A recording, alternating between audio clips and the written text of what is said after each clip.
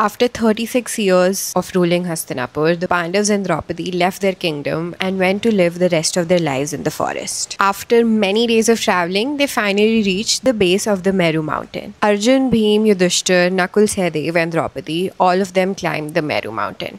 But besides Yudhishthir, all of them fell to their deaths. Yudhishthir was the only person left, and he was only accompanied by a dog who came with them all the way from Hastinapur. After many days of traveling alone, one day Indra himself came on his chariot to take Yudhishthir to heaven. Yudhishthir insisted that the dog would accompany him to the ride to heaven. But Indra refused, saying that there is no place for a dog in heaven. But Yudhishthir stood his ground. He claimed that since the dog had accompanied him all the way from Hastinapur and was with him throughout the journey and was here at the end of it, he also deserved to go to heaven. Yudhishthir also said that if the dog won't be allowed, he won't go to heaven either. As soon as Yudhishthir said this, turned into the god of Dharma, Yudhishthir's father. He was very pleased and very satisfied with Yudhishthir's ideologies of Dharma. So all of them went on Indra's chariot to heaven. On reaching there, Yudhishthir asked about his brothers and Draupadi, but no one gave him an answer. And soon they reached a grand hall with all of the luxuries. And to his surprise, Yudhishthir saw Duryodhan there. He was completely shocked. How could Duryodhan, the person who was responsible for the war, for so many lives that were lost, and for Draupadi's humiliation, how could he be in heaven? Yudhishthir said, I don't want to speak with Duryodhan and don't want anything to do with him. I want to speak to my brothers and Draupadi. Where are they? Narad Muni, who was standing there, said, Duryodhan died a warrior's death. He was not afraid of battle even when all of his army had fallen down. That is why he is in heaven. What happens on earth has no bearing here. Yudhishthir still only insisted on seeing his brothers and Draupadi. So the guards took him to an alley. It was extremely dark, hot and dusty.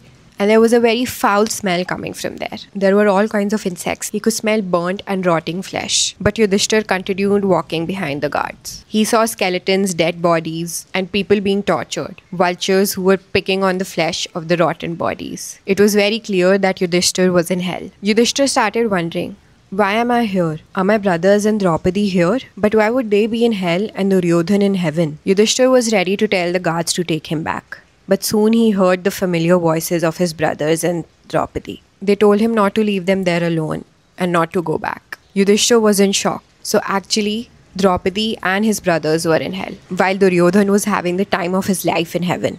Yudhishthir blatantly asked the guards, what have they done that was so bad that they ended up in hell, while Duryodhan is enjoying all the luxuries of life in heaven? What kind of divine justice is this? But Yudhishthir decided not to return to heaven. He told the guards that they could go back, but he would stay here with all of his people.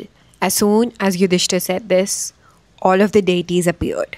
The darkness went away and the smell was gone. The place transformed into heaven. Indra started explaining.